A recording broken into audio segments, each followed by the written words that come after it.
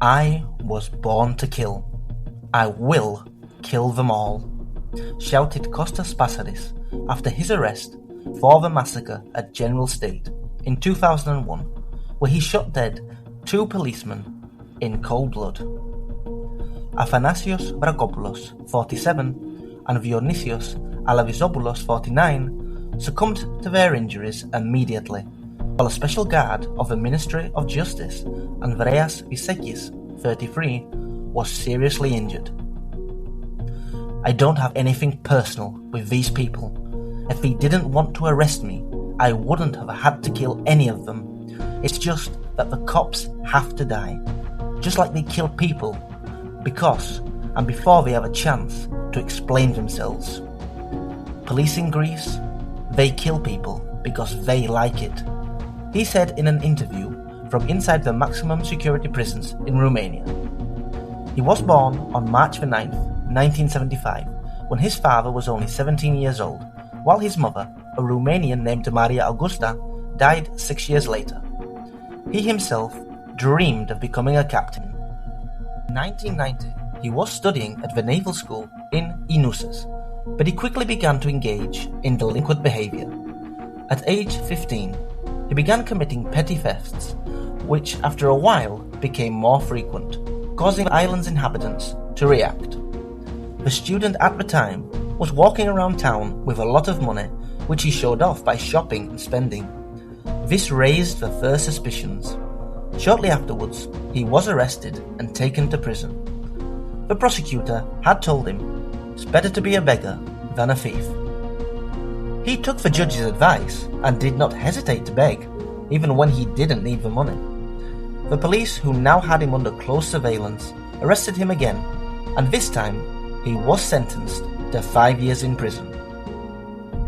When he got out of prison, he became an infantryman. He served in the 29th Infantry Regiment in Komotini, and there, in addition to the thefts he did inside the camp, and now possessing the artistic skills of a robber, he entered and emptied houses, taking mainly cash. He was the bandit with the pantyhose, who made the whole of Komotini tremble.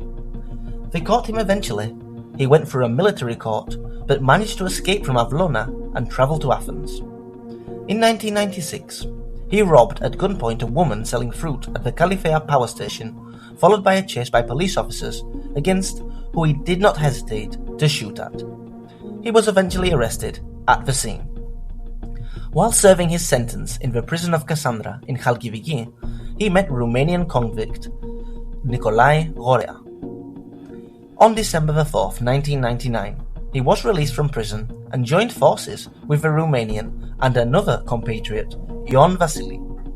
According to the Greek police, from January 31st to February 17, 2000, they jointly committed robberies in hotels, currency exchange offices, and travel agencies in the centre of Athens. According to a report of the newspaper Tanea, everything started on February 19, 2000. A random police blockage, a routine control of officers of the Sigma Group of Immediate Action in Vafi Square, ended in a bloody fight. The 3 young men stopped at the blockage of the police without any resistance, but they were determined to turn Maisonneuve Street into a battlefield. With automatic weapons, they fired at the officers of the patrol car, firing shots in bursts. Police officers Panagiotis Polychronos and Prokopis Vlasis were injured in the fight. Bulletproof vests proved lifesavers.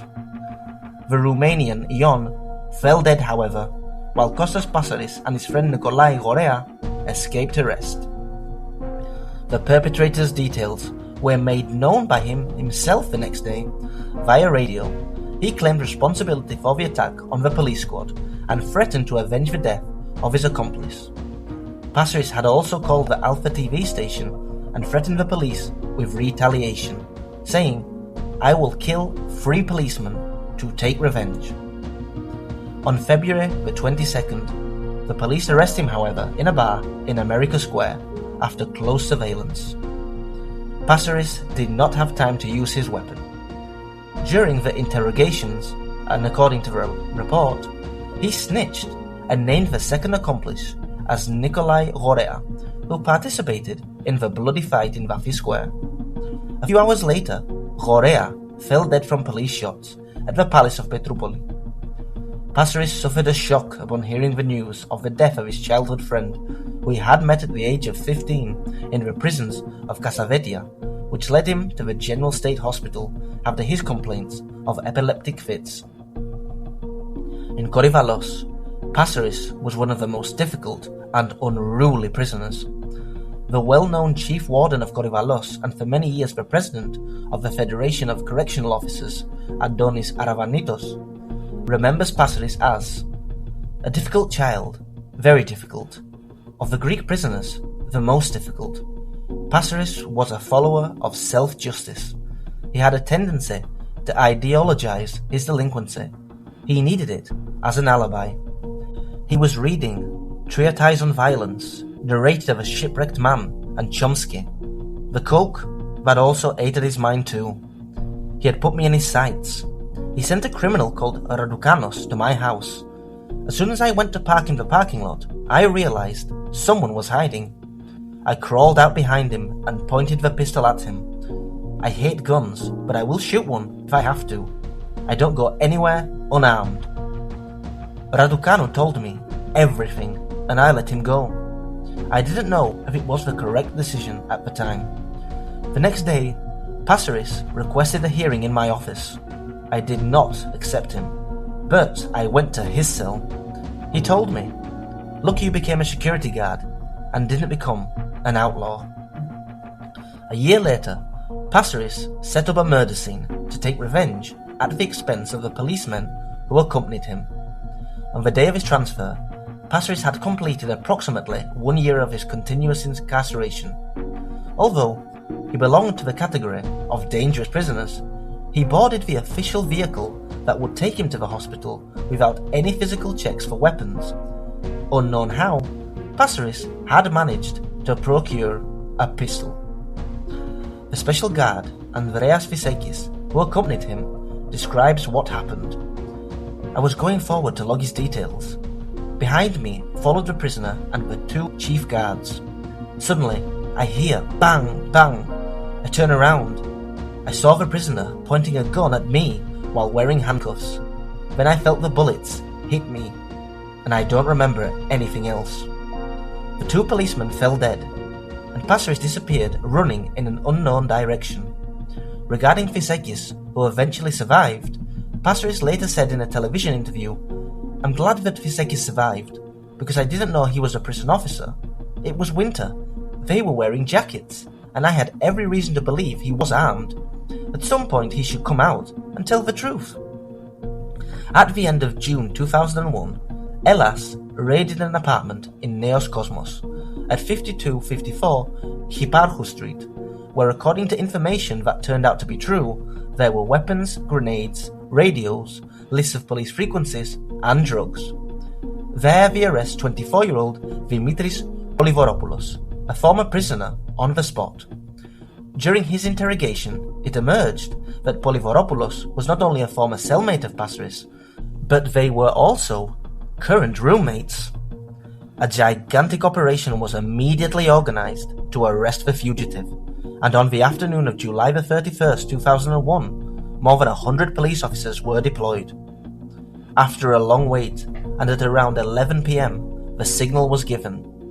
Unknown and suspicious person approaching the entrance of the apartment building. Seconds later, after a key was inserted into the door, the phrase was heard, "Dimitris, what happened?" The police officers shouted from inside before he even entered the apartment, "Police, don't move!" The stranger closed the door, and at the same time, the one policeman shot in succession from behind the door. A bullet hit Passaris in the leg, but he ran away. Passaris threw a fake grenade at officers, making them hold back. He went down 2 floors and disappeared towards Ekateo Street, right in front of all the officers waiting for him on the ground. A big blunder by the police force.